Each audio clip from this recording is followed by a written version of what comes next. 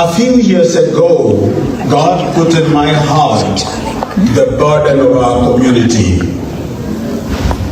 the Kalenjin community. When we were faced with the reality that the long-serving leader was going to exit the stage of leadership, he led us from 1955, and he was retired in the year 2002. And after that, we had a moment in a community that had known one leader for 50 years. We were a disoriented society because we became a target of the social rebellion against post-independent leadership under Mzee Jomo Kenyatta and then Moi. We became the target of what they call second liberation in politics of our country. And our people went into a mass depression because we were really associated with a failed system. So the young Turks in politics of our country, Moi became an epitome of misrule after independence. The community of Kalenjins was sacked from position of power, and our people felt like they were isolated, they were rejected, and God raised me and gave me an opportunity to speak to them and speak to the nation. Came boldly. Some of you don't know, some of you may have heard, and I was there for them by the grace of God. And after that, we therefore started a movement, EMO Community Development Society, with a vision as a theme: a strong society in a strong nation. And we thought we needed to strengthen our people, and we provided what we call mass counseling for the community and the people of Kenya. We did so for about 15 years, and we looked for three things. One was to enhance and make sure that our community has a succession, leadership succession process from the post-independent leadership and two generations that came in between to provide leadership for the third generation in our country.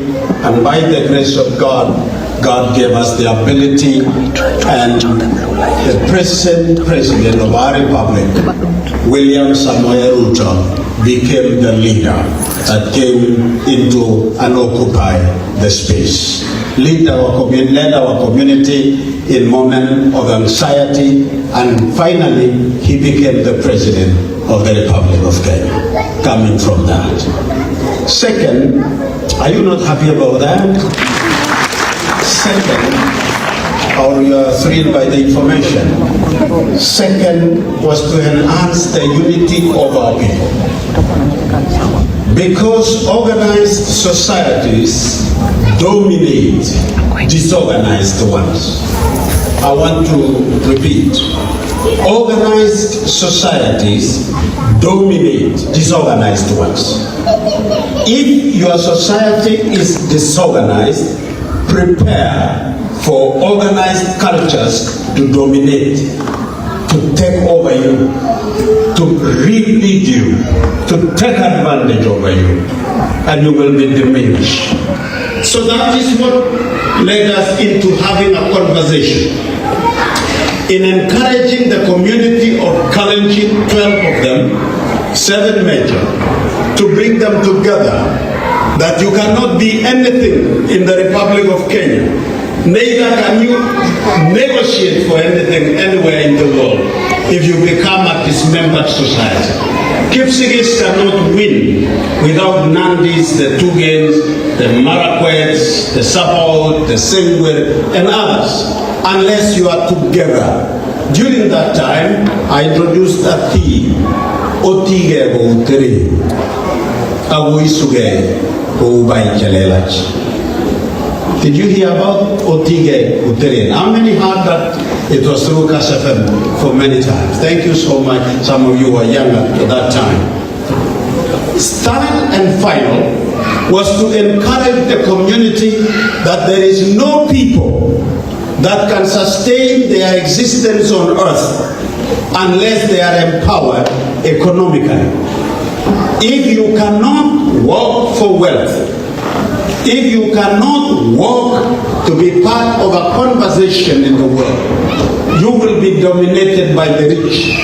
And unless you are part of the production, you will be suffering hunger. You cannot feed your children.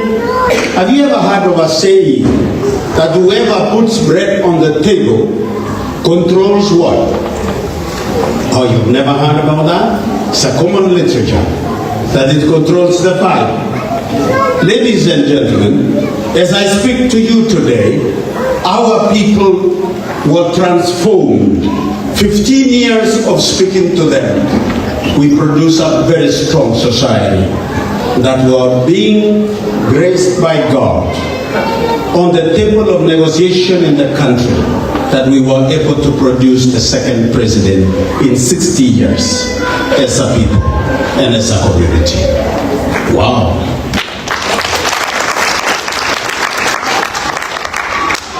We did the second thing. We visited our people in diaspora. I'm being selfish in my presentation, and I'm not apologetic about that. There is time to speak about the nation. Today I'm speaking to you, our children in diaspora, and our sisters and brothers. So whoever is here, by default or by plan, you are a member of this society. Listen to this. It is home. Maneno ya nyumbani. Are you hearing that? Maneno ya nyumbani. Leji jine negete denju ngalegako. Maogas vale chukote ngalegako. Can you greet the neighbor next to you? Ini maneno ya nyumbani. Chuko ngalegako.